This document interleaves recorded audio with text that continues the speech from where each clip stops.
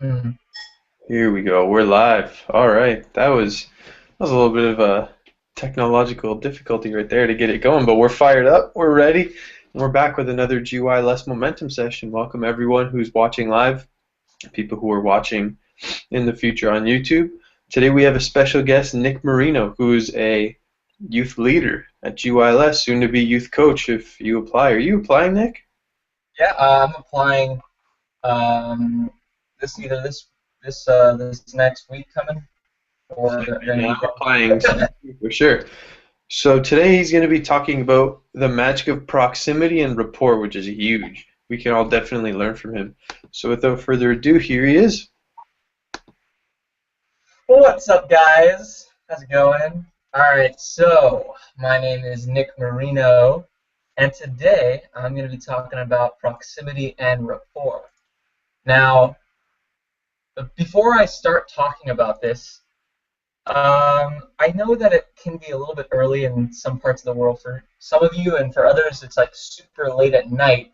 But as you all know, in GYLS, we never start anything without being in a peak state. So, I would like everyone to stand up.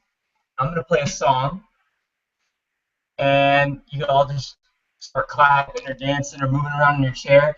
I'm going to stand up and dance. I don't know about you guys. I want to get into a peak state before we start this call so that we have more active listening, because apparently when we're sitting in our chairs in a passive state and we're not really as engaged, retention level drops by 40%, and you're kind of sitting like you do in your fourth grade algebra class or whatever, and information comes through one ear and then information goes out the other. So let's get into a peak state. I'm gonna play some music.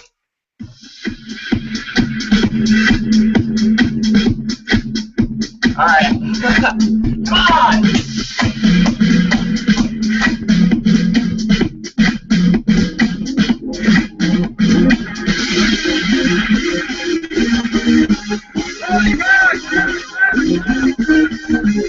Yeah.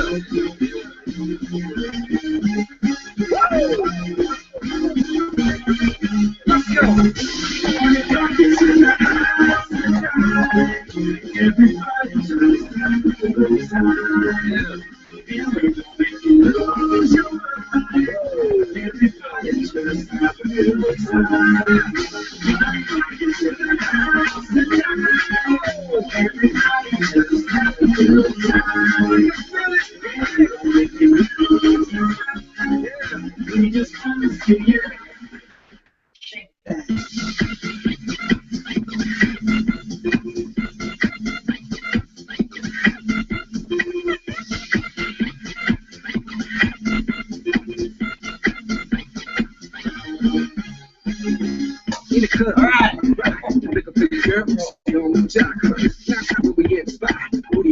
Awesome. Okay, cool. Hopefully, I wasn't the only one dancing there.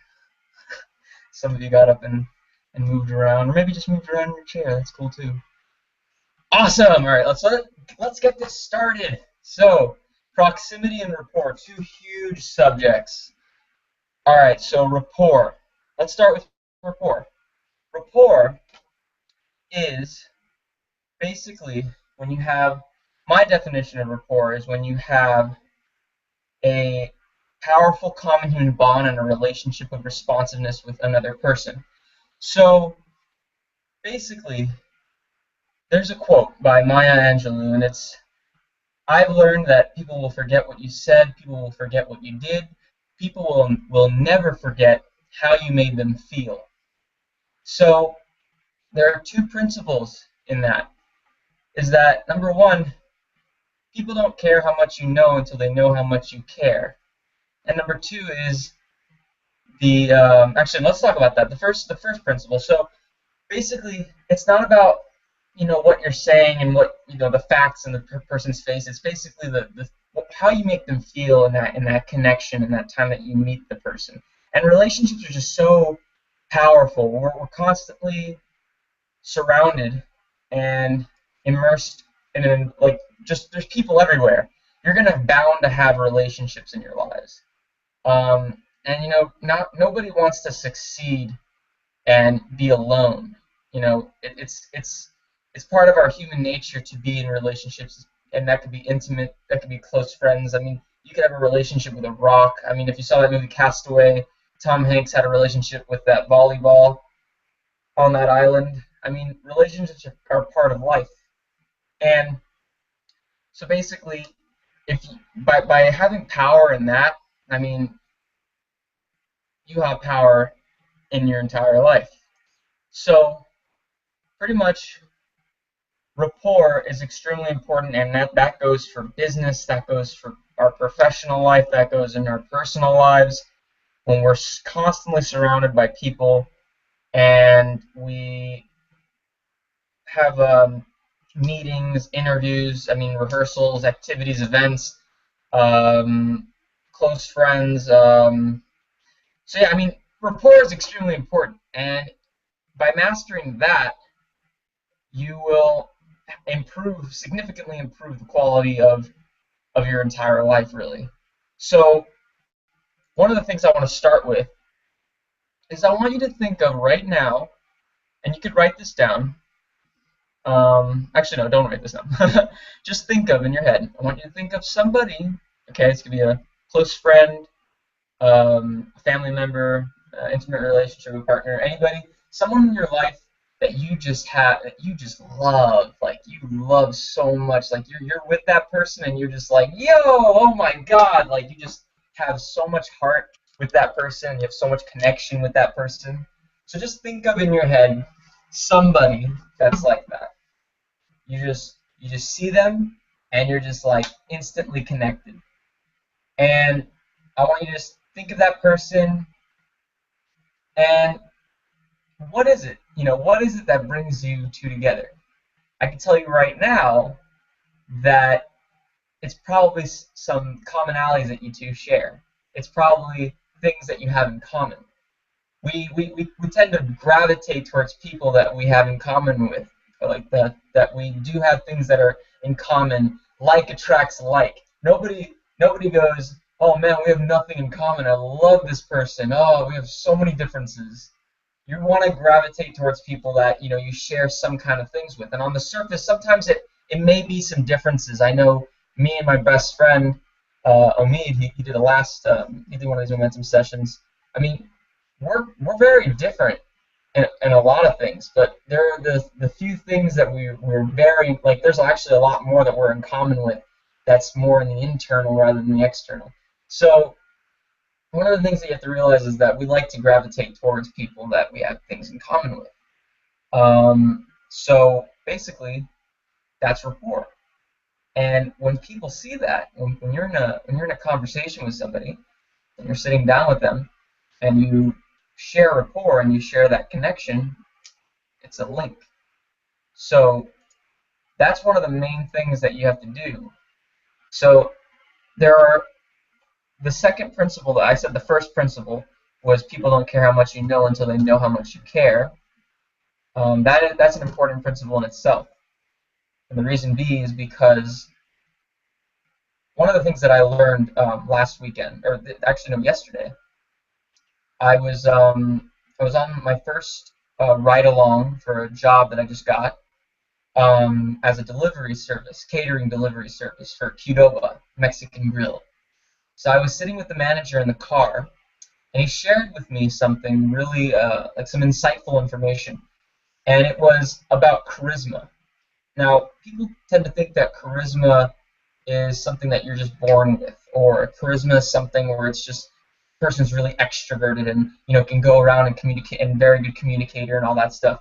But in all actuality, charisma is a person putting someone else before them. It's coming into a room and going to appreciate and understand somebody else before they understand and appreciate themselves. It's going into somebody and making it about them instead of you. That's why when somebody walks in the room, you're just like, wow, he's so charismatic. The only thing he's doing is really just going around making all the attention go to you. And you feel really good. It's like, hey, I like this guy. This guy makes me feel special. And that's where charisma comes from. So that's the first principle, is that whenever you go into any relationship, intimate, I mean, close friends, and an interview, business, personal, whatever it is, whenever you go in any relationship, make it about them. Don't ever talk about yourself. I mean, it's fun to talk about yourself sometimes. Maybe in close groups, if you're having a couple drinks or something over a table, I don't know. But when you talk about yourself, I mean, that's where the significance kicks in, and not many people like that. But when you go into a conversation and you just make it about them and you just light them up, that's where magic happens. And the person feels that, and then they know how much you care, so then they care about what you have to say, and then it just creates a great relationship right from the start. So that's the first principle. The second principle is, this is really important, you should write this down. If you want to become a master of influence and change and rapport, this is the second principle. Second principle is, as soon as you judge, you lose all ability to influence. As soon as you judge, you lose all ability to influence. So, second principle, never judge. Don't judge. Judging is something that we tend to do as a human society. It's one of the first things that we do when we see somebody. We have an impression, what they're wearing, what their style, everything, and then we create that judgment. But if you judge, what happens is that you're putting them in a box, essentially. You're putting the other person in a box, and it's filled with labels and beliefs and all these different things that you're putting in that box, and they can't escape it. And when you do that, you cannot influence, you cannot change, and the person can also feel that too. That's why, if you've ever seen one of Tony's interventions, doesn't matter what the person says, Tony never judges. First thing he always does is he understands and appreciates the other person. Somebody can stand up and say that he wants to kill his son and daughter, and he won't even judge them. Because at the moment you judge, you lose all ability to influence, right there. So that's the second principle. If you really want to create rapport and if you really want to influence, do not judge. Okay, so now that's just the top of the iceberg. Now we're going to dive more into it. So there are three keys of rapport. Okay, you can write these down. The three keys are sensory acuity. That's number one. Number two is matching and mirroring. And the third one is pacing and leading. So sensory acuity, matching and mirroring, and pacing and leading. All right. So those are the three keys. I will go into them as I go along. Let me just now start talking more about rapport. So basically, rapport is another way to tap into okay, let's scratch that. People, like I said in the beginning, people are the most important resource. Like I said before, we're constantly surrounded by relationships. There's people everywhere. So rapport allows you to tap into that resource. And an important thing you got to know is no matter what you want in life, if you can develop rapport with the right people, you can fill their needs and they will fill yours. We all have 6 human needs, like Tony Robbins talks about. Certainty, uncertainty, significance, connection, and love, and then the two primary needs, contribution and growth. And life is about my personal belief is that I want to be fulfilled and happy in life. I don't know about you guys, but I have my top 2 human needs, and I'm sure you guys all have human needs that you want to be fulfilled. So if you can develop rapport with the right people and you know what their human needs are and you can fill them up, you will fulfill them, they will fulfill you, and then boom, amazing relationship right there. So, like I said before, whatever it is that you want to achieve in, someone else knows how to get there more quickly and more effectively and can do something that can help you out. So if you have anything that you want to achieve in your career, in your emotions, in your physicality, I mean, there's someone out there that knows how to do it. There's someone out there that can do it more quickly. There's someone out there that is a much better dancer, a much better entrepreneur, a much better scientist, a much better artist, and they know stuff that you don't know. And if you want to become a master in that, this is where this comes in. So the way to enlist that person and the way to talk to that person and the way to connect is through rapport. Now, like I mentioned before, there's a whole like illusion that society has created, and it is that opposites attract, and that's 100% bullshit. Because who do you want to spend your time around? You want to spend your time around people that are like each other. If you look around, there's no clubs of people who are different from each other. Um, there's no like teams that are different from each other. If you think about even in politics, I mean, the United States and Middle East, I mean, we freaking hate each other because we're so different. Like the difference in our religion, the difference in our color of skin. I mean, we're completely different. That's why we there's a lot of conflict. And yeah, so opposites attract. That's not true. Like attracts like. So now I want you to also think about. In the beginning, I said I wanted you to think about someone you love, and you think about what makes them so appealing. And now I want you to think about someone that you can't stand to be around. Like you just, oh, they're just so unattractive. Like you see this person, and you just can't stand them. You're just like, oh, I don't like his hair or his clothes. They look so, oh, it's so out of style. I don't like it, right? So think about someone like that, and just it doesn't matter. I mean, like anybody. And I'll tell you right now that's because you guys share differences. You guys share there are things that are not in common with each other. So I've repeated myself again, but repetition is the mother of skill. Like attracts like, and opposites do not attract. In an intimate relationship, though, I remember Omid was talking about this in the relationship session. In polarity, opposites in polarity, that's a completely different topic. But for the sake of creating rapport and for the sake of having a relationship with somebody, having something in common is the go-to. That creates a great friendship, a great bond right there. And an intimate relationship is better to have, I guess, polarity and masculine and feminine energy is what Omid talked about in his last session. But for the sake of rapport, it is it's that should be your go-to. Whenever you're having a conversation with somebody, there is you are looking for ways to create rapport before you can do anything else. If you want to, I don't know, influence the person, if you want to be friends with this person, first thing you do is you look for rapport. So you look at what they're saying, you look at how they're sitting, how they breathe, and everything. I'll get to that in a couple of minutes. But that's the number one thing is you want to look for rapport, look for some common ground that you both share, even if it's something super small. Just brighten it up. If you're having a conversation and they talk about how they love tomatoes, I mean, just be like, yo, I put tomatoes on my toast every morning. Like, it's so good. Like, I don't know. You just want to, like, find something that you two share in common with. Or if they have a beard and you have a beard, and be like, yo, I love your beards. Oh, thank you. It took me a while to grow this out. Yeah, man, I know how you feel. It's just whatever. You just want to create rapport in some way.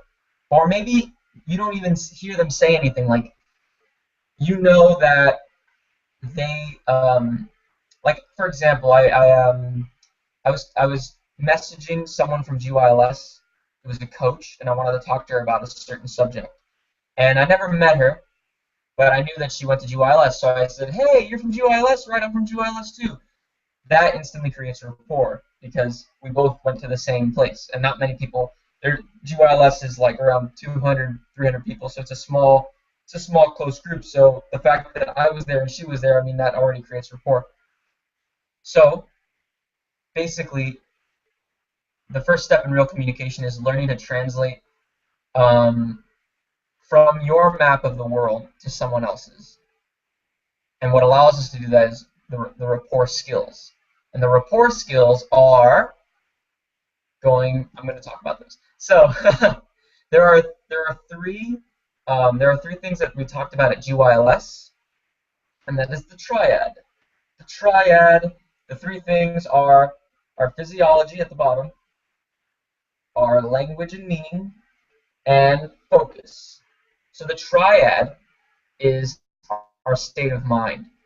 It's really important, especially with rapport. Triad is everything. I mean, there is a state for everything. And when I say everything, I mean literally every single emotion that you have is a state. If you need to take a massive dump, that's a state. I'm not even kidding. That is a state. You have to go to the bathroom right now. I mean, that creates a physiology. You have a certain focus. You have a certain language. I need to go to the bathroom. And I mean, it's a state. And I'll tell you a story that I woke up one morning to go to my class. It was at 8:30 in the morning, and I woke up at 6.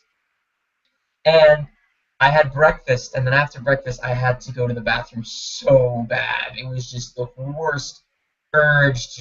I needed to just go to the bathroom, and I couldn't because if I were to go to the bathroom, I'd be late to class. So I had to just not go, and I went to class, and I was just like, oh, I was struggling. And the moment I got into class, um, I'm a theater major, so our classes are really intense. A lot of movement. I mean, we're playing around in the dark, rolling on the ground. I mean, crying. It's just a bunch of acting stuff. It's real intense. So I get into class, and boom, we start doing all this like warm up and all this crazy stuff, and then I lost the urge to go to the bathroom after that, and it was crazy. I was just completely forgot. I didn't even have the feeling anymore to go. And that's because, or no, let me get there. And then after that, I didn't get the feeling to go to the bathroom until the end of the day when I was at home and I just got back from classes. Like it was late at night, and then I just had the urge right there. So essentially, what happened was I lost focus. My focus completely shifted, and it was so drastic that I I completely lost focus of having to go to the bathroom, and my physiology changed, and my language changed, and everything. So that's like one example of the power of state. Um, and I mean, also being tired is a state of mind. I mean, we all need sleep. Sleep is important, but if you ever found yourself really tired, I mean, you probably will get tired if you lay down and you start closing your eyes and you start thinking about, you know, who cares? And you just start getting real tired and laying down and taking deep breaths. I mean, tired is also a state of mind too. And we have a state for everything. So that's one of the important things with rapport is that you want to know the state that the person that you're talking to is in or the group. And the way you find out is by, understanding what the three things that creates a state is, the three important, what do you call them, factors, I guess. And that's physiology, which is one of the most important things. Physiology is the the base. It's like the foundation of state. It's basically the most powerful one. If you could change your physiology, that's probably the strongest one to go to. Then there's a language and your meaning. Those are the words, your vocabulary that you use on a daily basis. Whether when you say something like "I'm so frustrated right now," and you change it to "Wow, I'm really tinkled at the moment. I'm very tinkled." I mean, just like a subtle change in your vocabulary, that is a powerful factor. And then the last one is focus. Where focus goes, energy flows. I mean, focus is just powerful stuff. I've created many goals, many objectives in my life, many outcomes, and just by continuously focusing on them, I've achieved a lot of them. Like in my physicality, in my emotional life, and that's like a whole other subject. I'm not going to get into that, but just understand that focus is really powerful.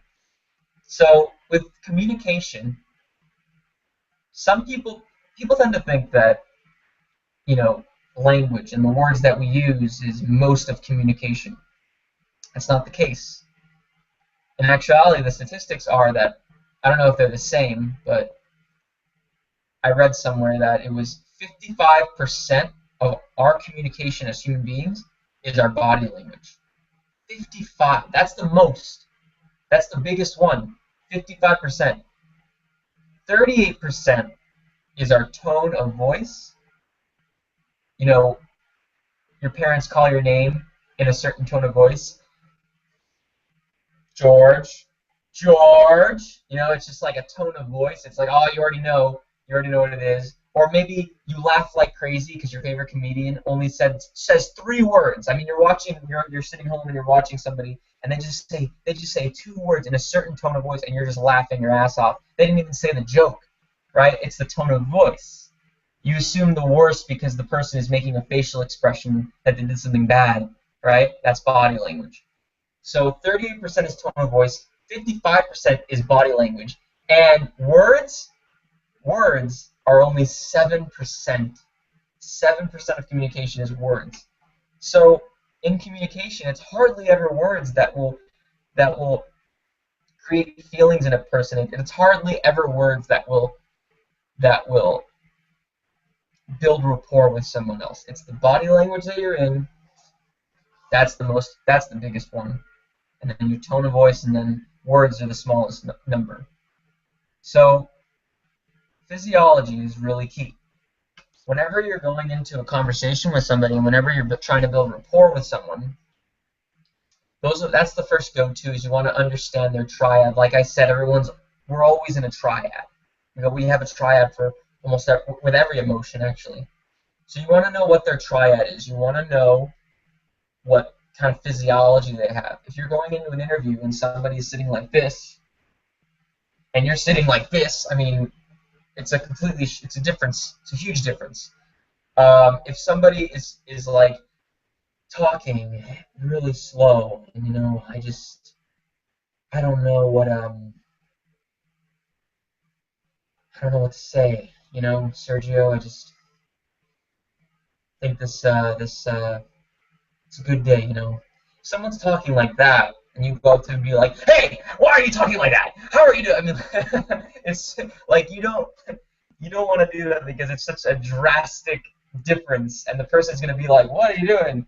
Right? So, I think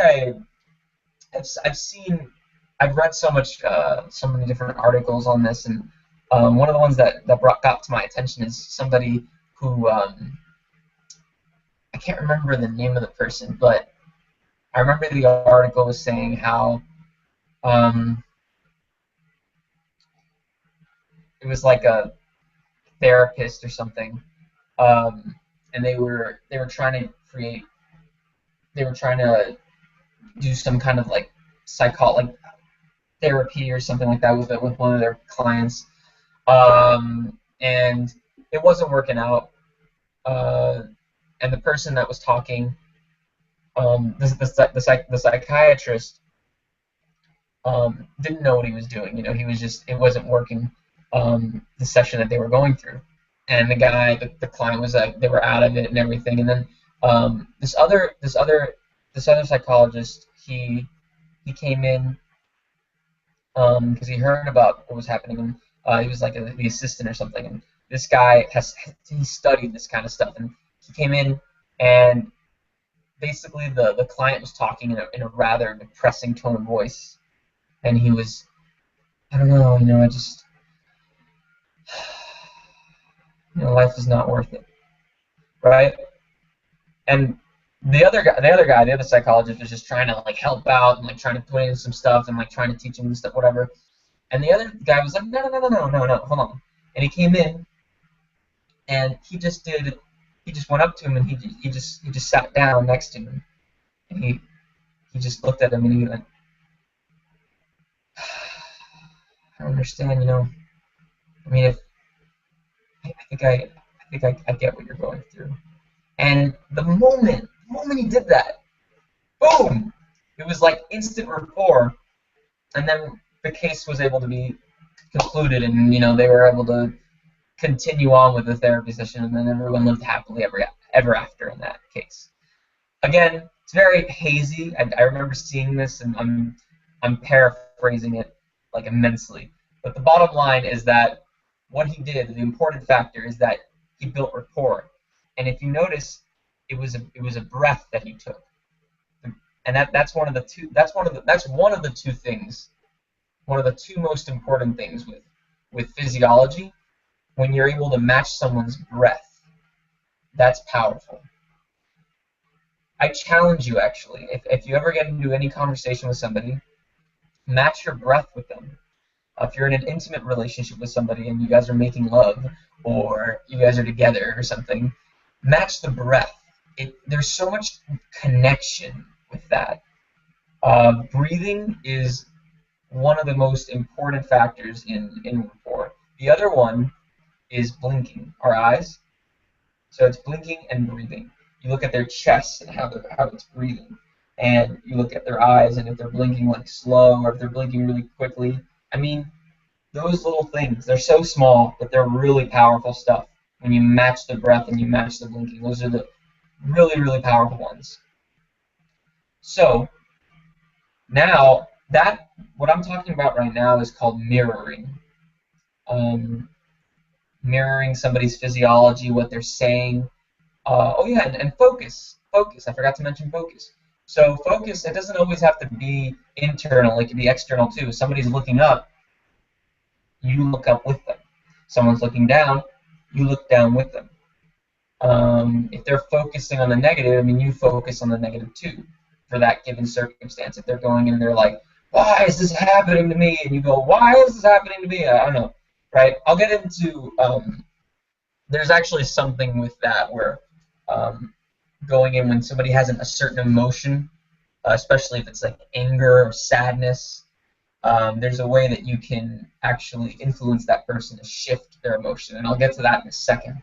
But for now, so I'll continue talking about mirroring. Now, mirroring is using those three those three components of the triad, using your physiology, using your focus, and using your language and or your meaning.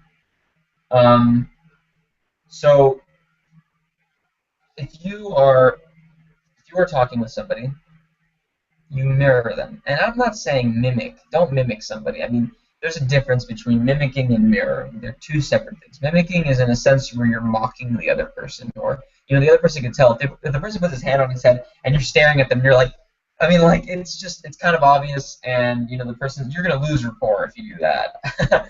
But you want to just go into it slowly. Like if the person is talking to you and they fold their arms like this, you don't do it the second they do. I mean, like you wait. You continue talking. They're like, "Hey man, how's it going? What are you up to today?" And it's like, "Oh man, I'm just doing great. It's a sunny day. It's really awesome. I love whatever. And you kind of just go into it. Um, it doesn't have to be right away. The key to rapport, though, is it should be subconscious. It should be subconscious where the person is not consciously aware of what you're doing.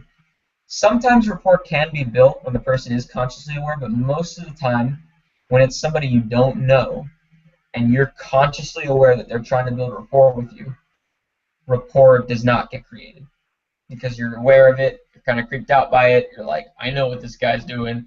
I know what this guy's doing. I mean, sometimes it blocks it off. Um, so that's what I'm talking about when it comes to mirroring somebody. And it's not just physiology, it's the same thing with your language, same thing with your breathing, with the focus. Mirror the person. You sit down next to them and you talk to them. I've had so many different experiences in life where rapport was created by mirroring the other person. Have you ever, like, do you have anybody in your life? And if you don't, that's fine too. It's probably better if you don't. But if you have somebody in your life that they're just constantly around you, like they love to be around you, like they see you and they're like, hey man, what's up? And they just gravitate towards you so much to the point where it's only you, and it's like they're just so connected to you every time they see you, and they just love to be around you. It's probably because you did something at one point that you created rapport, and you did it so many times to the point where the person just loves you, like you're his brother or something, or sister. You know what I mean? So it's like you were having a conversation and you did something subtle with your physiology and they did the same thing and you didn't even realize it. But at that moment, he was like, I found my partner. I found my social, my love of my life. I don't know. And now this person is just like constantly want to be around you, and if they see you, they're just like, hey, buddy, how's it going? Right? So, I mean, sometimes that happens. It's it can be rare. I've had many experiences like that where people love to be around me, and I was kind of just like, okay, man, calm down, right? The rapport was so strong that I didn't even want. My intention wasn't even to create the rapport; it just happened. So that's an important thing is that rapport you won't always see it at a conscious level. Like if you're talking to somebody, you won't like not all the time. I mean, you won't talk to somebody and then do something like let's say they cross their leg and then you cross your leg. You're not gonna see them go, oh, I love this person. Like you're not gonna always see that shift consciously, like externally, physically. Oh, this person just crossed their leg just like me. Oh, it's my it's the love of my life. I mean, it happens at a subconscious level. They may not express it physically, but internally, there's rapport being created. An example of this would be I had I had a not an interview. I went to an appointment to meet with one of my professors. Um, and I remember I went into the room and I just went in there and I spoke to the professor about one of the plays that he was directing. I just wanted to get some information from it, and I was just talking to him, and there were some subtle things that he was doing with his body, and I decided to build rapport and mirror those things. He kind of he had like a desk, and he was kind of just like this with his arms. So I mean, I didn't have to do the exact same thing, but I noticed that he was closing himself down a little bit like this. So I just did the same thing, but in my chair, and I did that. And even though he did not I did not notice anything external or a conscious change, anything he, like he didn't just be like, "Oh, wow, you just mirrored me. Oh my God." I mean, there wasn't anything like external. He didn't smile or smirk or anything like that. He was the same, right? So in my head, I was like, "Wow, I'm trying so hard to build rapport with this guy, yet nothing's happening. He's not changing or anything like that." And even though it still created rapport, you have to and I'll tell you how in a second. But you have to trust that when you're doing the rapport, when you're trying to build rapport, you are creating rapport. It doesn't matter. I mean, it doesn't matter what you're doing. If you can mirror the person's physiology, language, focus, if you can go in and seek to understand before being understood and going in and making it about them and doing that, and if you build rapport off that, you find some common ground and you share that, it won't always the proof won't always come out as a smile or laughter. It's not always going to be that way. If it does, I mean that's good. I mean that tells you right then and there. If you do something immediately and the person starts laughing, you've already created rapport. I mean that's instant. The person's laughing, smiling, they love you already. They like you. If the person doesn't do anything though, you may or may not still be creating rapport. It may be happening subconsciously, and you don't know until later on in the relationship something happens. And I'll tell you, after that meeting, when I started seeing that director again, every single time I would see him, he smiled at me. Like he was happy to see me. He was like, "Hey, how's it going, Nick?" I mean, he saw me and he acknowledged me, and he's like, "Hey, man, how's it going?" Like he called me man. I mean, right? A professor calling their student man, right? So we created rapport, and it was subconscious. I was just talking to him. I mean, he folded his arms. He said some things. I folded my arms. I said some things. He just kept talking to me normal. And then the next couple days, when I saw him in the hallway, he was like, "Hey, man, how's it going? How are you doing?" Right? So pretty much rapport was created, is what I'm trying to say, and it didn't show up in the conscious level or externally. It didn't show up that way, but subconsciously, unconsciously, internally, psychologically, rapport was created. So I wanted to just say that just in case you guys go out and you try to build rapport and you're like, it's not working, it's not working, it's not. So just calm down and just remember the things that we've talked about so far. So quick review on what we talked about. It's already been 40 minutes, but we're getting close to the end. So quick review is we talked about triad.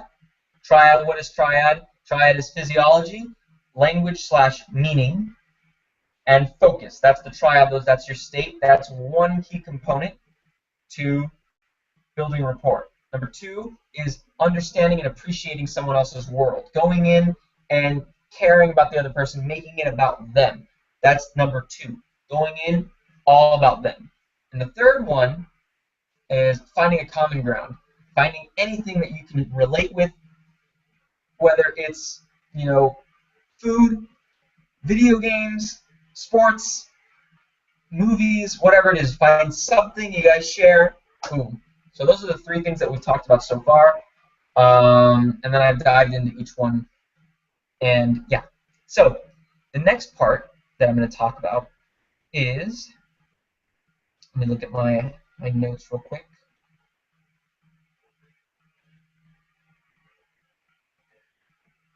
Okay. Another thing that I wanted to mention about mirroring. You might not always get it right the first time. You might not mirror somebody exactly and build rapport on the spot. It's a skill, and just like any other skill, it needs to be conditioned. It needs to be practiced, and you should need to consistently work on it. Right? It's a muscle. In a sense, it's a muscle. It's being able to mirror somebody and build rapport. You have to train that, and the only way to train that is by practicing, practicing, practicing, and practicing until you become a master at it, right? Or you can model after somebody who is already a master, and then you can model them and successfully use footprints, and you will know how to do it. I will get to that in a couple of moments on the power of modeling. So mirroring is two things. It's observation and flexibility. It's observing what the person's doing, what they're, physically doing, focus, and their language, all that, and then being flexible in your approach, changing your approach, being completely flexible to what they're doing. And when you're mirroring, you want to, it doesn't have to be super precise in what you're doing. You want to have, obviously, you want to have a conversation with the person that you're talking to. But just keep in mind while you're having that conversation, while you're creating that conversation, that you are observing what they're doing and you're being flexible. And sometimes things won't work and you change them. And if you notice that it doesn't create rapport, then stop, but still have that conversation. It's little subtle changes. It's kind of like, it's going to be difficult at first because you're probably new to it. But if some of you have a car driven before, I think, yeah, if you've driven before or if you drove, um, you know, at first, I don't know about you guys, but when I started driving, there were so many elements to the car. You got the rear view mirror and the side view mirror and the I wouldn't call it a stick shift because it's a manual. I think that's what it would be called in an automatic. I don't know, but you got everything going on. You have the HUD and then the wheel and then the gas pedal and the brake and the mirrors and the lights and the seatbelt and the car door, and then at the same time you have to drive and follow all the traffic. What the hell? Like when I first drive, that was just like super sensory acuity, just everything, right? But then as time progresses, now we're just eating and driving and texting and driving and talking on the phone. We're driving with one hand now, who gives a crap, right? So at one point when you started off doing something, it was hard. There were so many different things, and you were learning, and it was a lot of key components. But once you do something over and over again, it becomes a habit. And that's one of the things that Marlon Smith talks about in GYLS is repo, REPOH, repetition. I don't even remember the dance, but it's repetition, easy. When you do something repeatedly, then it becomes easy. Then it becomes a pleasure. After it becomes a pleasure, it becomes often, and then it becomes a habit. And that's how you create a habit. So that's another topic, though. But that's what I have to say about mirroring. And then one more thing with mirroring is that basically um, key things to look for when you've successfully created rapport with somebody. Externally, it'd be a smile, it'd be laughter, a shift in their posture, a shift in their breathing. Their breathing changes. If it's shallow breathing, and then all of a sudden they just breathe you in like you're part of them now. I mean, there's a lot of things when rapport is created. I mean, you just have to have a keen eye. That's where sensory acuity comes in. You have to just be acute to what's happening. And then the other things it might not even be anything external. It might be subconscious. So if you see this person later on, they might open up to you more. They might go to you more. Maybe if you never see them again, you have to just trust that the rapport did connect. And as long as you are mirroring, as long as you're finding common ground, as long as you make it all about them, as long as you're noticing the state that they're in and mirroring that, you've most likely created rapport. You've most likely done it. As long as you don't look weird while you're doing it, and you look normal and somewhat casual, and you're not just like, right? All right. As long as you look like a human being while you're doing this, I mean, you've created rapport. So now that was like three things. I know I dumped all that information on you, but I hope it helped and served a value. We're gonna move on now to another tool that's part of rapport that will help build rapport.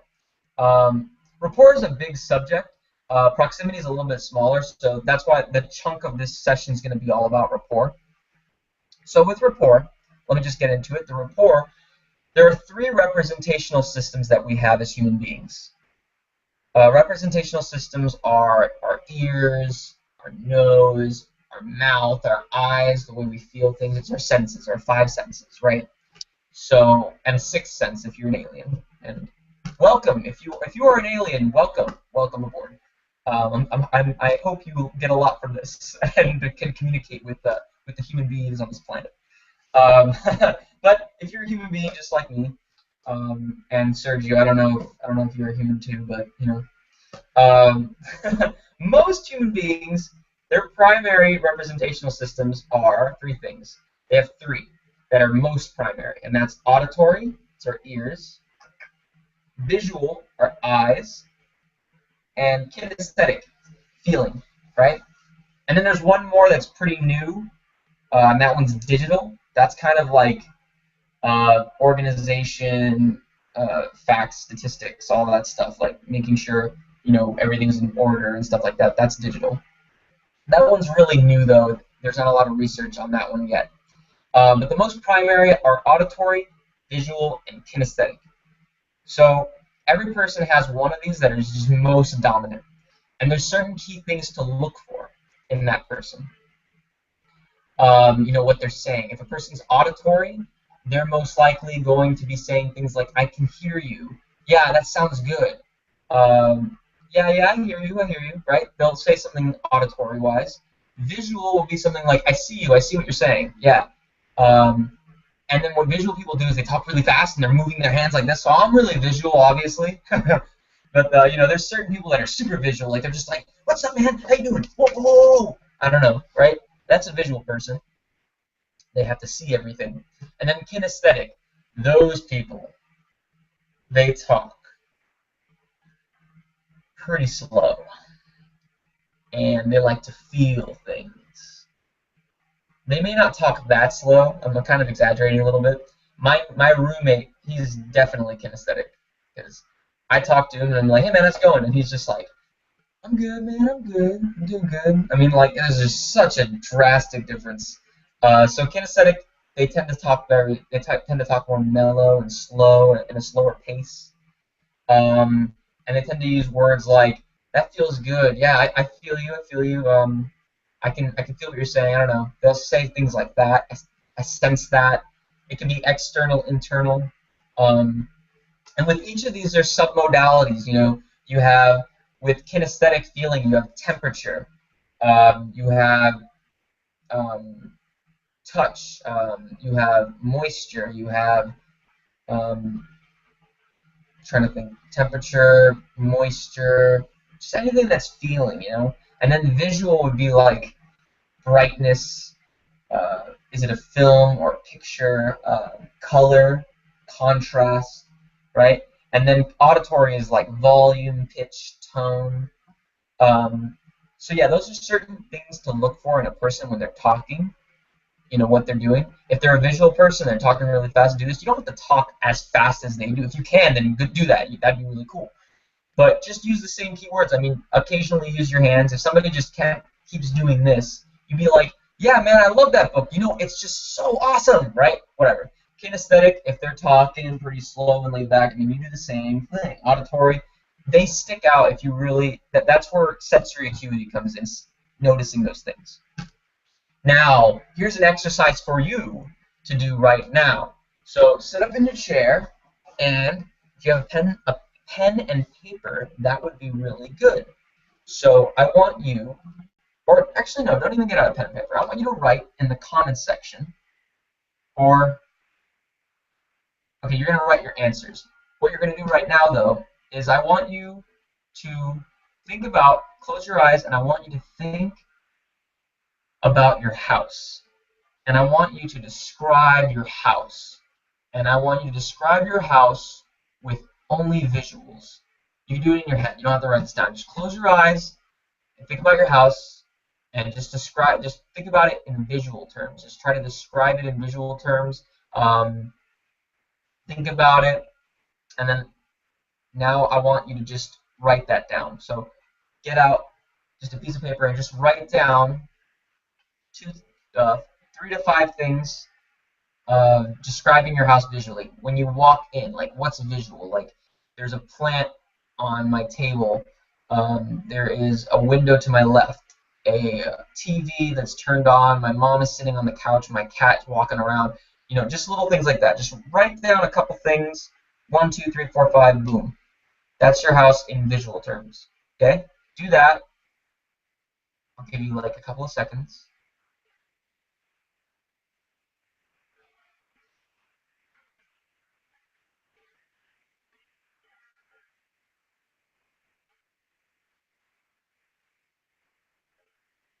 Okay.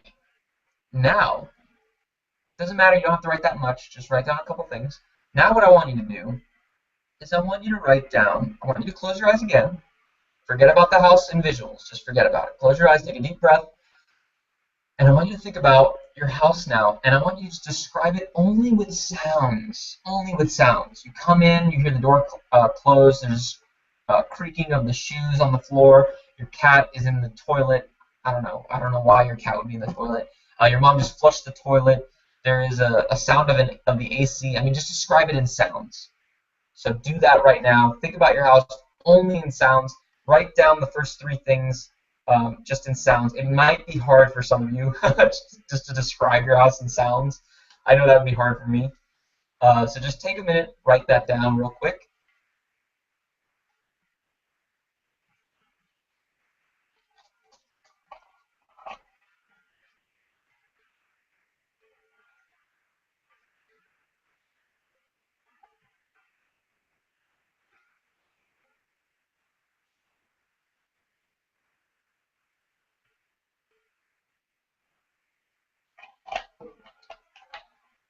Okay, that should be enough time. And if you don't have that much information, as long as you thought about it, that's good. Now, the last one, all right, forget about what you wrote down, close your eyes, take a deep breath, and I want you to describe your house now only with feelings, internal and external, everything. Just like you come in, what do you feel when you come in? And what are you touching? The door, it feels like cold, and the house is kind of room temperature, and you know you're feeling love and warmth, and you know all that. So just describe your house with only feelings, no visuals, no sounds, just feelings. Just think about your house only in feelings, and write down a couple of key things there. I'll give you a couple of seconds for that.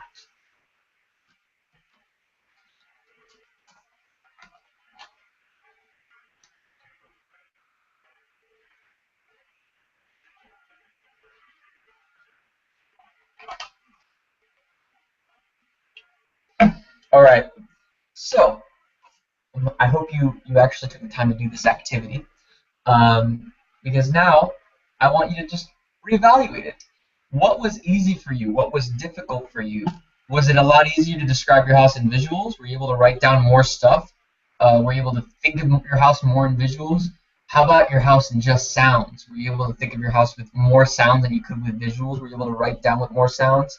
How about feelings? Were you able to feel more things internally and externally? Just look at your notes. I mean, reevaluate, how you looked at it. Did you laugh at some points? You were just like, how do I describe my house with just sounds or just feelings? What the hell, right? So just think about that. Now, what you just did was a small piece, a small like exercise to find out what kind of representational system that you use, whether it's auditory, kinesthetic, or visual. So look down at your notes that you took, or if you didn't take notes, try to remember which one you were more primary in, and just write down in the comments which representational system you were most dominant in. Were you able to describe your house better visually, better auditory, or better kinesthetic? So just write that in the comments. Write down I am visual, I am auditory, I am kinesthetic, or I felt things with my house, or I saw things, or just write that in the comments. That's like a little thing for all you guys to share, and see which ones have in common and stuff like that. So just go ahead and do that, and we're gonna move on to the last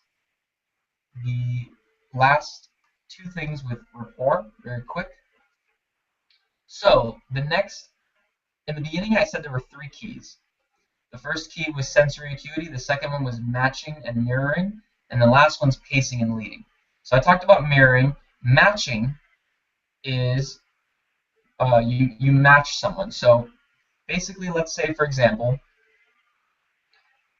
somebody is in a unresourceful state. They're angry, or they're sad, or they're crying, or whatever. And let's say they're coming up to you and they're like, wow, everything sucks, or whatever, they're screaming. The thing with matching is you can actually mirror that without mirroring their emotion. And what you do is you mirror the intensity and not the emotion. You match the intensity and not the emotion. So what you do is the person's yelling, and the person's screaming, and the person's going crazy, and they're angry, and they come in the room, and they're like, I can't take it anymore. I freaking hate this person. And you just go up to them, and you be like, what? What did that person do to you? Right? So you're not matching the emotion, but you're matching the intensity of what they're saying. They're screaming, you're screaming. They're whispering, you whispering. It's like, hey, do you know what that girl did to my brother? What did that girl do to your brother? Right? So you match the intensity, not the emotion. That's a really powerful tool with matching. Now, what happens is, after you've mirrored and you matched, people something magical might happen if you do it effectively, and that's pacing and leading. So rapport, first of all, it's not static. It's a flexible and dynamic process. It's constantly moving. It's not just one thing. It's just, you got to just be flexible with what's happening. And what happens is pacing is an ability to just elegantly and accurately change your gears when someone else does.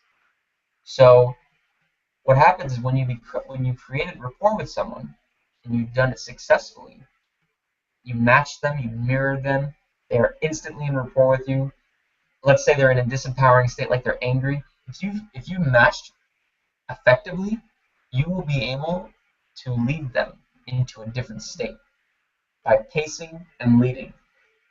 An example of this is, let's say you're with your friends, you're all together, having a great time, you've developed amazing rapport, you're laughing, you're all engaged, and then someone yawns, and then everybody yawns, right? At the same time, we just look at each other, we just start all yawning. Oh, right? You're just yawning with someone. So that's one example of pacing and leading. It's a very small one, but another one might be like, I got into an argument with my mom one day. She was screaming and yelling.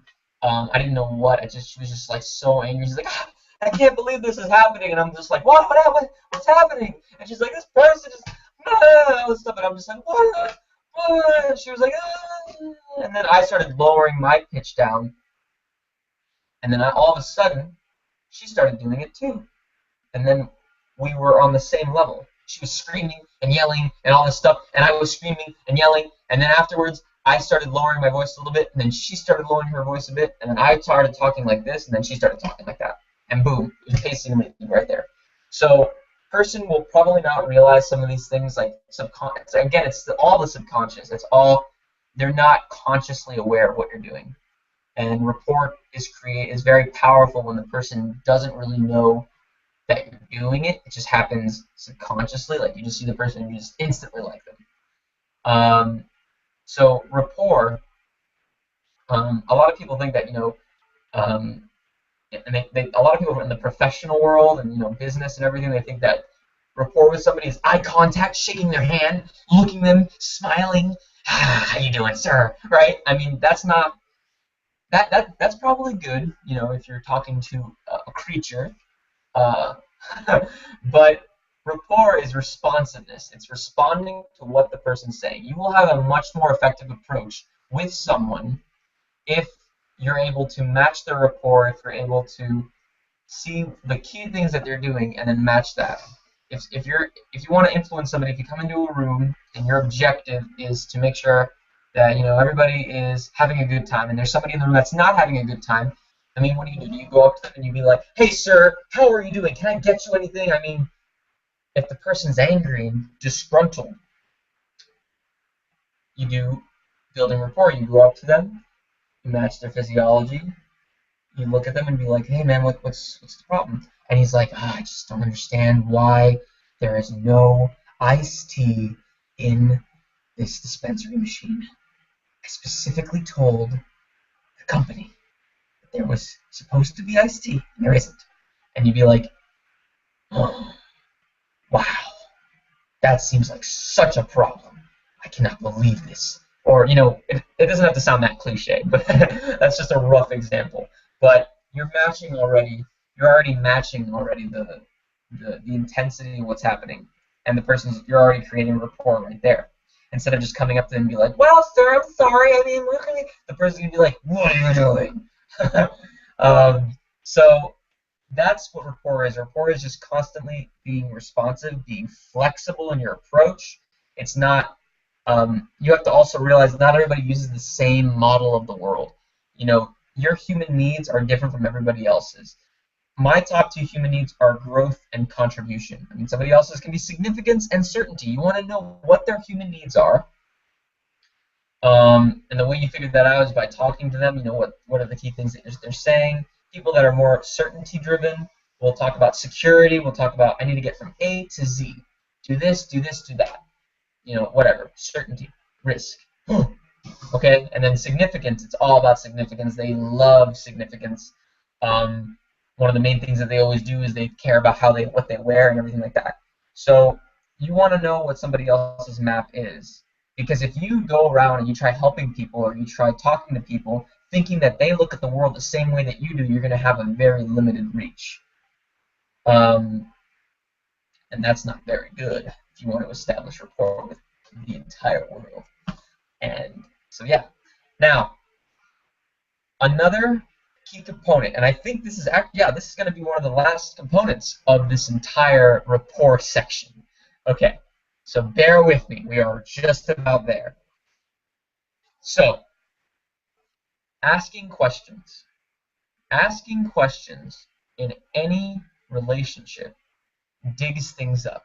Questions are great to use for building rapport amongst friends and close relationships, but they're not the most ideal in situations where you want to have a quick connection, like in interviews, or you want to just influence somebody right there on the spot. If you have a close relationship with somebody and you're good friends with somebody, asking questions is really good. If you want to continue to create a powerful bond with somebody, you go up to them and you be like, "How do you always do that? How do you always do this, do that?" And they'll just tell you, and they'll talk about it and be like, "Oh, well, thanks for asking that. I mean, I don't know. I just throw this jacket on and then, that's what it does. Like, well, it looks really good on you." It's like, "Thank you," right? You're building rapport right there. And I can give you another good example is that when I was in my last semester of classes, I was taking history, and my history professor, he told the class that he used to be a radio host, and I was like, wow, that's really cool. So then after class, I actually went up to him and I started. I had I wanted to talk to him and build rapport. So what I did was he was standing at the podium and he had his hands like this and he was talking about to other classmates and I went up to him and be like, hey, hi, Professor Reagan was his name, and I started talking to him and I started asking him questions like, you used to be a radio host, like how was that, like what did you do? And then his face lit up, he was just talking about it, right? And boom, that's rapport right there. And then we were just talking, and then I kind of like mirrored his physiology. He was kind of like leaning onto the podium, so I kind of leaned a little bit forward too. And he was talking, and I was talking, and then he was telling me about it, and I was just like interested, and I just kept asking some questions, and he was just lit up. So in those kind of situations, sometimes asking questions is good.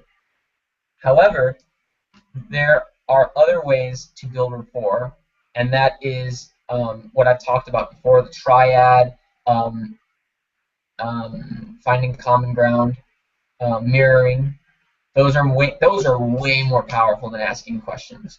But in that certain moment, asking a question, it might be good too. You just have to again, you just have to have sensory acuity and know what kind of rapport to use in a given circumstance. Um, After that talk I had with my professor, I mean the whole week, I mean the whole semester after that, he would come into class and he would say, "How are you?" to me. He would say, "Good afternoon. How are you? How are you doing?" Only to me. That's it. He would come into class, look at me, and be like, "Hey, how's it going? How are you doing? How's your morning?" Right? Literally, like he would come into class and there was just all these other students, and he would just look at me and he would smile and everything. So he obviously really liked me. um, so that's something I wanted to talk about. Now, another thing that you have to realize is there's things like style, and style is what the person's wearing, their appearance. That comes before um, what is it called? Things like function or psychology. People are not going to go into any relationship. They're never going to see somebody and immediately gravitate towards the person because of their internal process, unless they get to know them first and then they get to know that person. But when you see someone, the first thing you're going to see is how they look. It's their style. And style is how you tap into the person's subconscious, mirroring their physiology and stuff like that. So you ask questions throughout the relationship, but the first thing we do is style. And style is um, basically how you appear, how you look, how you talk to the person. And it's basically like what I mentioned, mirroring the person. It's basically doing that. That's the first thing you do because it's style. It's the first thing the person realizes.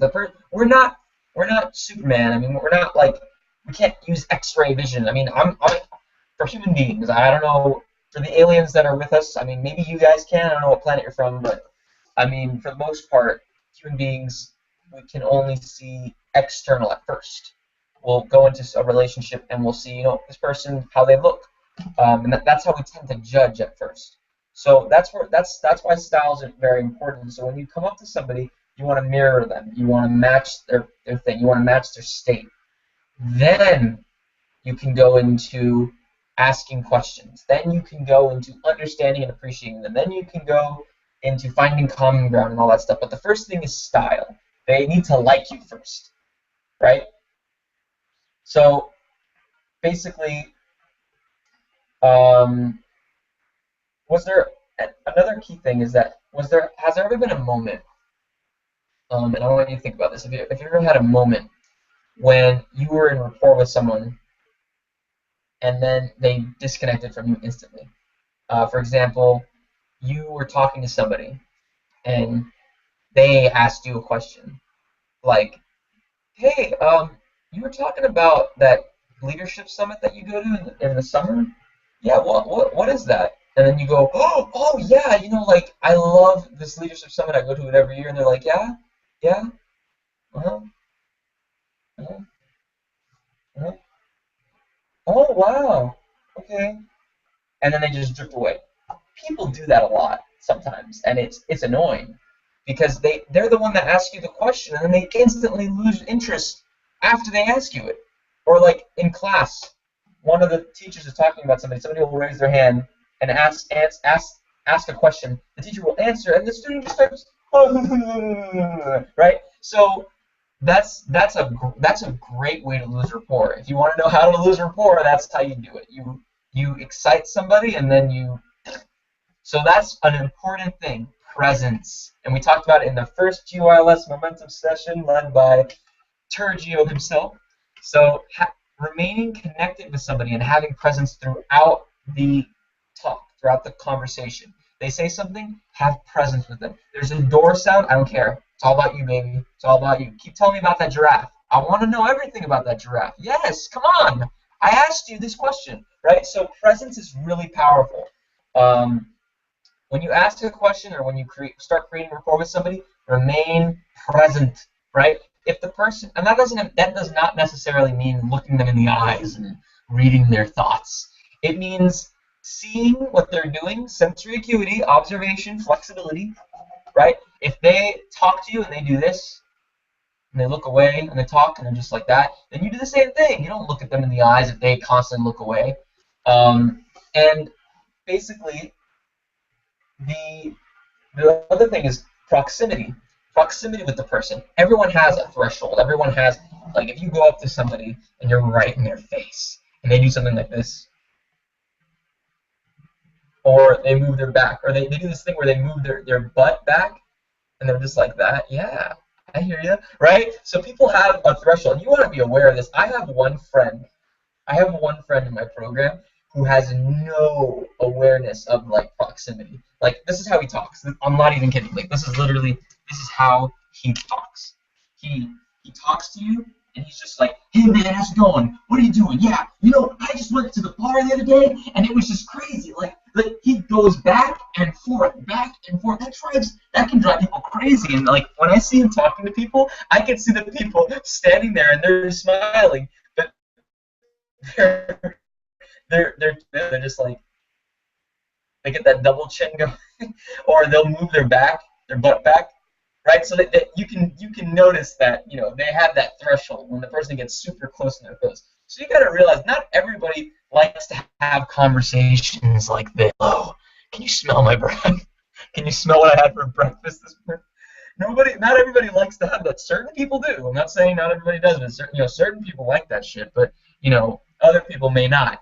So you want to know the proximity, and you can tell. I mean, it's kind of obvious when you're super close to somebody. Sometimes you can be like this close, and the person might be shaking. You can notice, like if you notice some awkwardness or tension, back up, bro. You're in their bubble. You're in their bubble, right? So you want to be aware of that. That's really important. A lot of people don't notice that, and it's crazy. It's just like just sensory acuity, and again, it's a muscle. You got to pump it, practice, exercise it, and it'll get. Woo! We just finished the whole section on rapport, baby, ladies and gentlemen. Proximity now. Proximity is only a short couple of. It's just. I only have a couple of sentences for that. A couple of key points for proximity. It's nowhere near as much as rapport. Rapport is intense. Thanks for sticking with me if you did, and if you didn't, have a good day. But for those who did stick around, congratulations, you've made it all the way through 3/4 of this entire momentum session. So, proximity, let's get right into it. I'll wrap it up real quick with proximity, and then we'll go into answering some questions. If you have any questions, if you don't, I'm glad I served you. Okay, so proximity. Proximity. Very, very, very powerful thing, all right? Get ready. Take notes, too, if you have a notebook or anything. So, proximity. Number one, you are the average of the 5 people that you spend the most time with, the 5 friends that you keep around. The company that you keep determines who you are. So what this means is if you are around people who disempower you, what are you going to feel? Disempowered. If you're around people who empower you, what are you going to feel? Empowered. When you're around people, that proximity determines you. It gives you the certain state. Who do you hang around with on a regular day basis? When you leave that conversation, how do you feel afterwards? Do you feel inspired when you're with your group of friends? Do you get out of a conversation you're just like, what the fuck did we just talk about? Or like, man, like the entire conversation is just about gossip and rumors. So proximity is really important because that's how we create momentum in anything. When I came back from GYLS my first year as an ambassador, I'm gonna be honest. I literally like forgot everything that I learned at GYLS. I was like, yeah, life will never be the same. I get back, this girl doesn't like me, or whatever. Problems happen, negative shit. High school drama. You know what I'm talking about.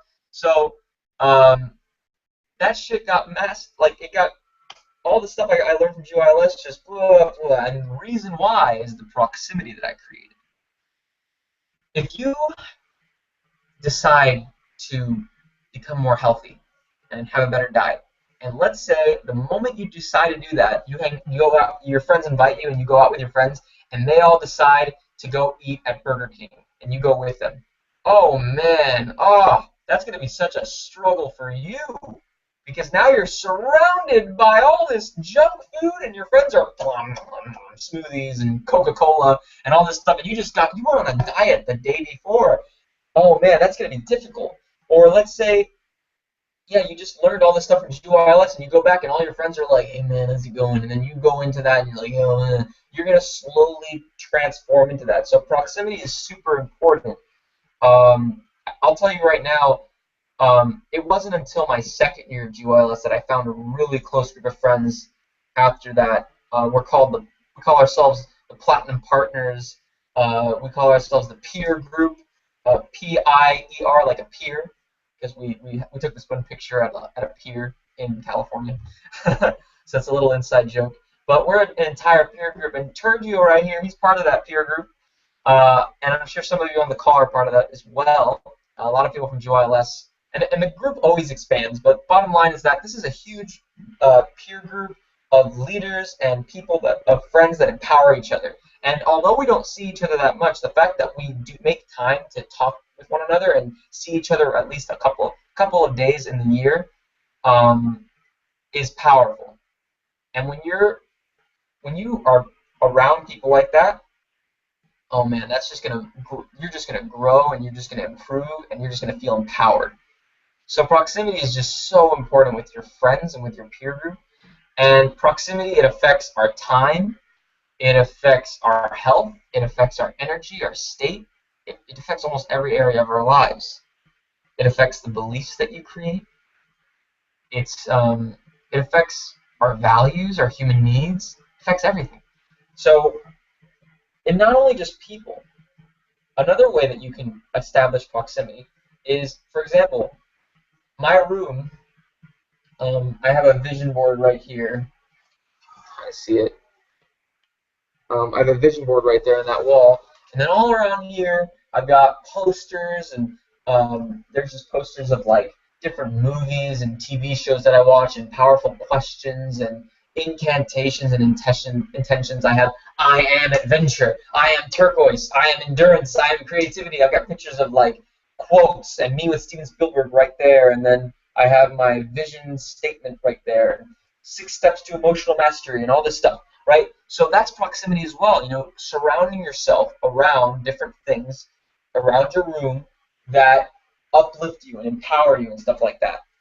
Proximity is not just friends. It's what are you if you are sad about something and you've applied the things that you are and you still feel sad, chances are there's something with your proximity that you're doing. Chances are you're hanging out with the wrong group of people. Chances are you're doing something like that. And you want to look at, what are you eating? What music are you listening to? kind of movies do you watch? What kind of room do you live in? What kind of bed do you sleep in? What kind of clothes do you wear? You know, what kind of questions do you ask yourself in the morning? What kind of friends do you hang around with? This is all proximity. Where do you live? All that stuff. It's proximity. So one of the things that we also need to realize is with our friends and how we choose our friends. Friends Friends are awesome, right?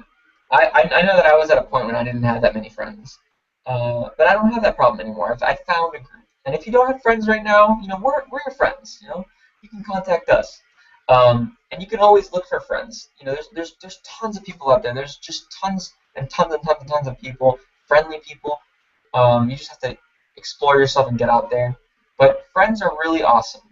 Now, a lot of people tend to have friends that support them. Friends that support you, they got your back.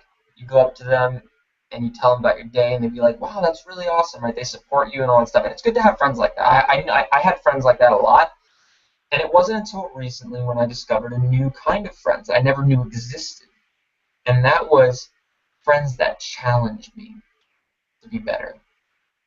Those are the best kind of friends. Friends that challenge you. Wow, and don't confuse these with rivals. Although rivals can be friends too. You have a rival, you create this close bond where you're constantly challenging each other. You're gonna feel much more fulfilled with a friend that challenges you more than one that will support you only. I'll give you an example. So my entire peer group, we are all challenging each other to be better. With proximity, if you, let's say for example, a metaphor is that you're playing tennis with somebody or you're playing soccer with the best soccer player in the world, and you're playing with a soccer player and you're losing, you're going to get better at one point. And the reason why is because you're playing with the best soccer player in the world. There's no one else. So you have no choice but to get better to beat him. And that's proximity. You're around this person. You notice how he thinks. You see his patterns, right? Everything. And then you're there. And then afterwards, you verse anybody else, and you will beat everybody because you learn from a master, right? That's proximity. And the same goes with friends. What happens when all your friends are successful, fulfilled, living with passion, excited about life? You are going to be excited. You are going to be fulfilled. You are going to be living with passion, right? So my peer group. I remember when I was in high school, I didn't have I had friends, right, but they weren't really the best kind of friends. A lot of them very negative, constantly gossip. I mean, rumors and stuff like that. That was before GYLS, and then after I came back from GYLS, I still hanged out with them. And these guys were part of my theater program, so of course I'm going to see them on a daily basis, and it was just constantly draining. Um, Emotionally, physically, all that, to be around these type of people. There were moments, magic moments, when you're with them and you're just like in rapport and you guys love each other. But it's it was still the type of friends that they were. It just wasn't powerful. So I started to drift away from them, and I knew I wanted to have a more empowering peer group. And then that's when, after GYLS, I stepped out of my comfort zone and I started hanging out with all of the peer group that I have now. We went on different trips and we started meeting each other, and now we formed into this giant peer group of empowerment and awesomeness, and it's super awesome. And when we're all together, it's just amazing. We're constantly challenging ourselves in the way we think. We're all like super smart and confident. We all brainstorm different ideas. If we're all like, let's say we're all doing something fun, at least one of us is not going to be participating. At least one of us is going to be working on a business idea on our computer. I remember when we were all in Canada, we went to a trip in Canada, and we were all downstairs watching a movie, and then there was one of us that was upstairs. It was Luis, and he was on his computer working on his like business and stuff like that, and he wasn't with us, and we were all laughing and stuff like that. So a few of us, um, I know for me, I was just like, wow, like I feel like working on my career because he's doing that.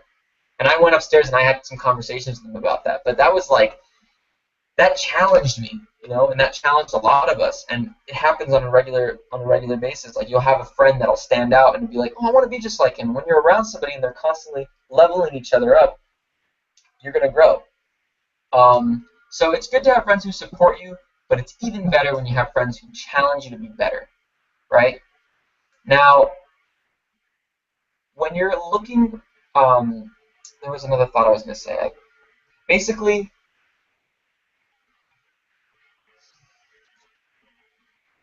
oh, okay. Oh, yes, yes, yes. Okay, okay. So an example. My best friend, my brother, Omid. I call him Omid because I've called him that my entire life. But we call each other Dadash because that means brother in Farsi, which is Persian. Um, so me and him, we've been friends for a really long time. We built a really close bond, and like we have tons of magic moments together. He's my brother.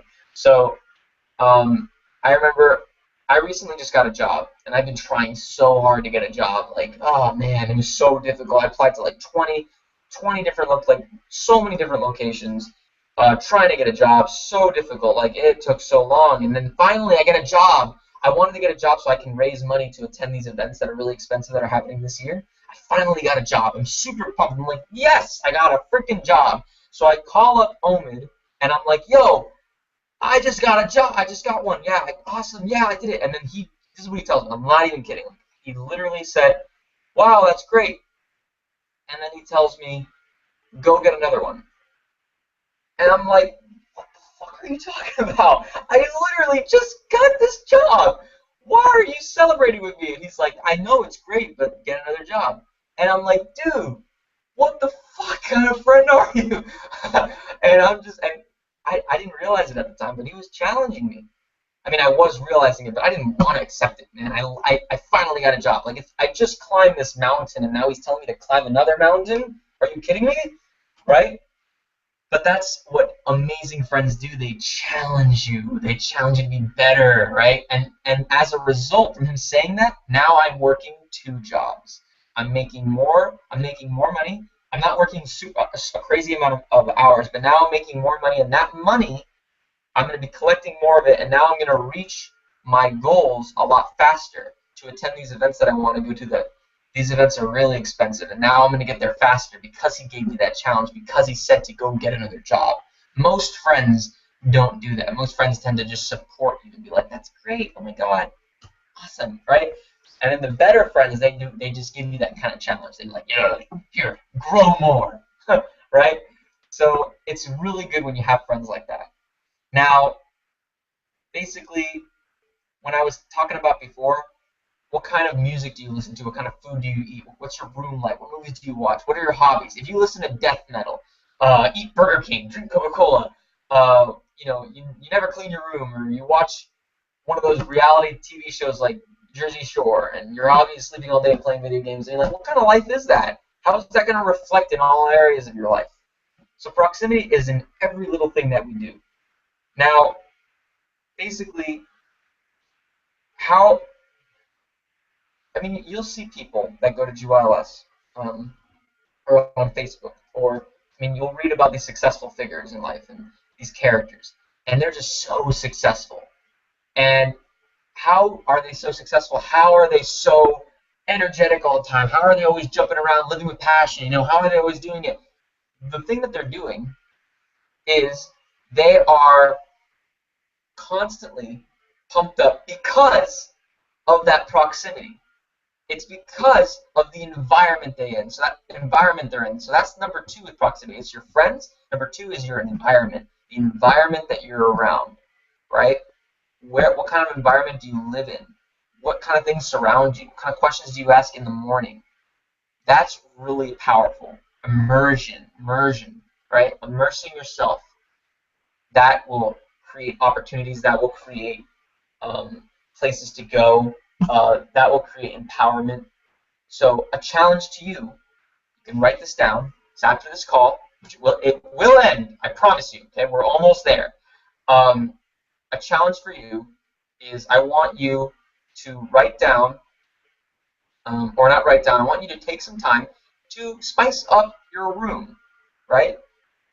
Just get a sticky note and write down "I'm awesome" and put that on your wall. I don't know, or put it on your computer. Spice up your room a bit and change some subtle things like that. I guarantee you, you will feel more empowered because you are going to be surrounded by that stuff.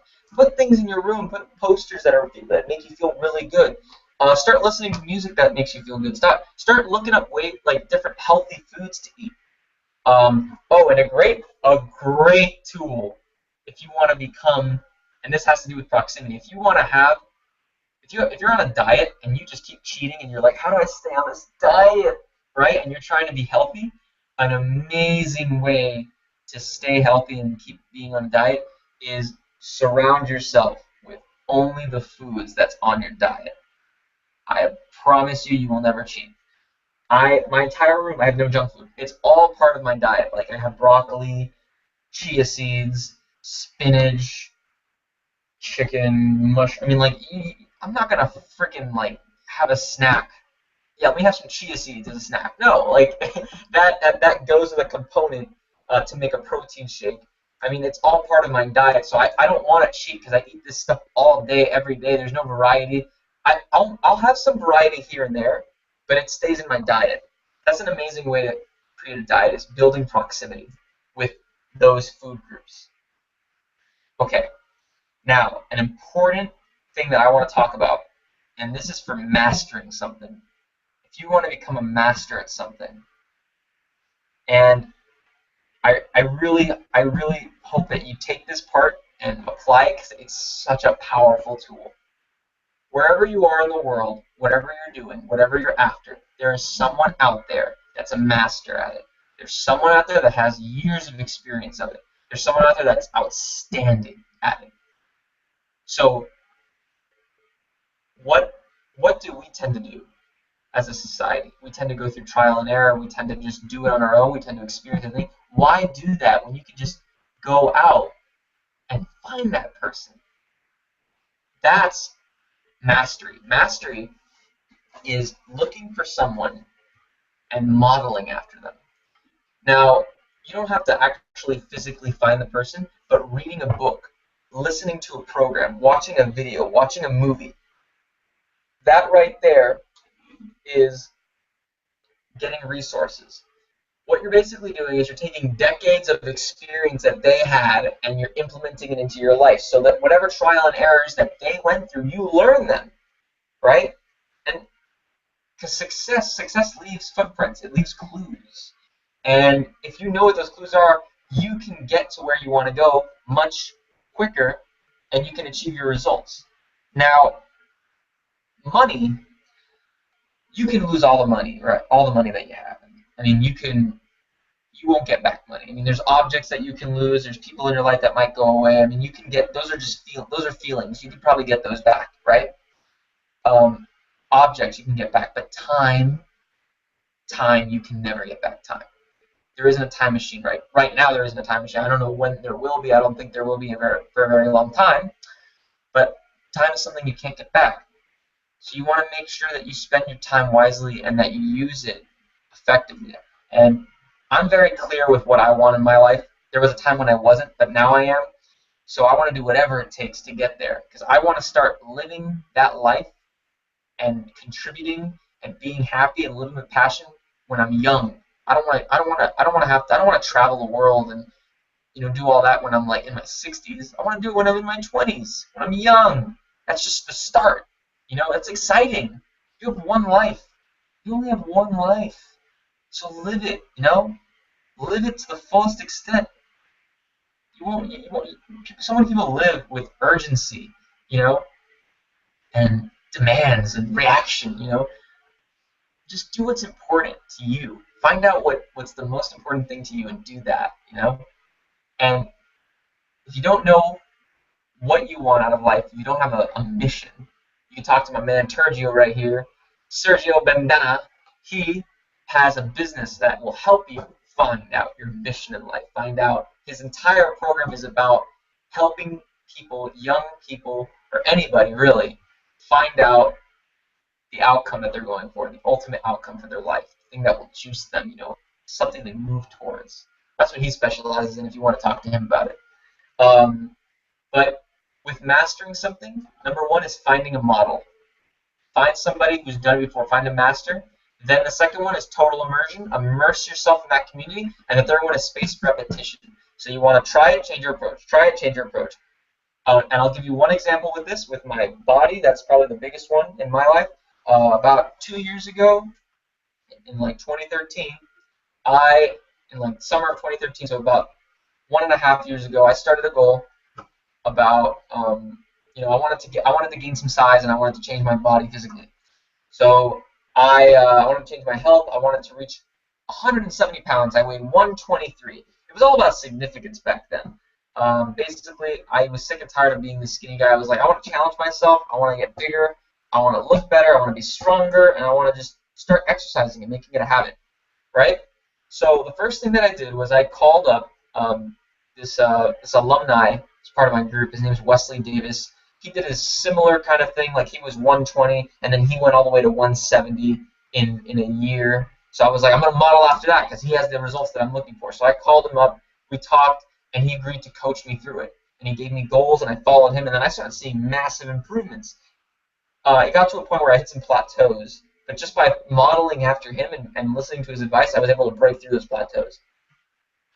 Eventually, we got a little disconnected, and I had to find a new model. And that's when I got introduced to Tyler Johnston, who is my current fitness coach. He's the bomb. Like, he's the sickest coach ever. He's so awesome. And at first, he was coaching me for free. Like, he made these custom workouts for me and these custom routines for me. He was so nice. Like, I literally flushed him with gratitude, like, every day. Like, I was so grateful. And with him, I got such great results and everything. And from doing that in, like, a little bit of a year, like, when I looked at my pictures a year ago, I don't even look the same. I look like an entirely different person. I changed my entire health and my entire physicality, and I did it in a relatively quick way. And I made exercise. I never exercised in my life before. I never took care of myself, health wise, physically, fitness, any of that. I never really cared about that stuff. And the moment I found him as my model, and I started following his advice and doing all that, now at this point, exercise is a lifestyle for me. It's the same thing as brushing my teeth. I get up in the morning and I want to work out. I want to get. If I spend a week without working out, I need to go to the gym. It's church for me. It's like I go there religiously. And it's become that way because it's fulfilling my needs, and I made it into a habit.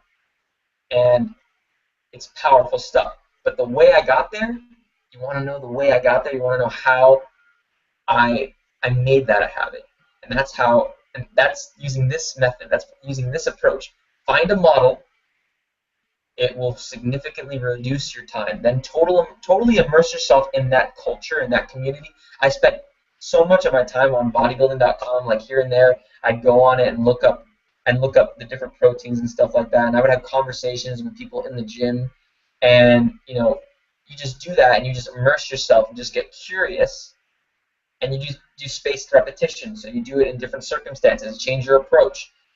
Create a powerful why, powerful outcome. Find a model that reduces so much time, and you build proximity in that way. And then you'll notice a difference in your entire life.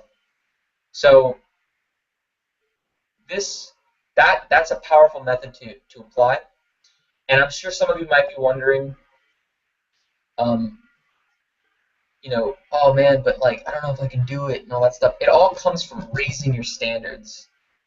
Raise your standards for life. That's one of the most important things to do. Raise your standards. If you want to the first thing to do is actually that. Raise your standards first. Realize that these things can be possible. People have achieved them before, and that you could do it too. Don't think that just because you're different that you can't do it. That's not true. That is not true. I was, with going off the exercise thing, I was really skinny, and I told Omid 100 times that, oh man, I'm not going to get big, like, all this stuff. And now, I mean, I'm not super jacked and swole like, I don't know, Arnold Schwarzenegger, but I'm way bigger than I was before, and I never knew my body could stretch like this. I never knew. It was like, holy crap, my arms are getting really big. Like, how is this possible, right? And I thought it was like, you have to stretch your mind, man. You may think that it's impossible now, but raise your standards. All things are possible. Develop that belief that all things are possible. Okay, oh my goodness, we are done. Holy. Okay, I just spoke for such a long time, but I'm gonna just finish right here. And I'm glad that you guys stayed with me and talked to me this entire time. And that I hope you got a lot out of it. I know I had a lot to share. Rapport and proximity is a really big subject, and I'm sure there's a lot more that I didn't cover, but I got most of it in this section. So if you do have any questions, you can ask me and I will answer them. So that's my session. Let's just check real quick if there are any questions. Um, a couple people were commenting on the thing. You can go and check that out. Rachel and Ariana. Oh, Um, but I don't think we actually have any questions. I'm pretty sure you covered every possible scenario that could have ever existed. That was awesome, man. Hour 45. If you get to the end of this, if you're watching this and you haven't applied to GYLS yet, you need to apply. And if you've made it through an hour and a half of momentum, you've kept your momentum up this far, definitely um, apply. Now, I think Ariana just commented. I don't think it's a question. Hold on, where is it? That was so informative. Holy. She go again? I don't even have any questions because you went so in depth. Yeah, that's what I figured. That was awesome. So send us home, Nick. Wrap it up. awesome. Thanks, guys. I really like from the bottom of my heart. Like I'm so grateful for being able to do this and sharing with you what I've learned over the years and stuff. So I'm glad. I hope something here gave you some value, whether it's one thing. I believe that it's the smallest things that make the biggest impact. So thank you so much. Thank you, Sergio, and peace, everybody. Have a great day.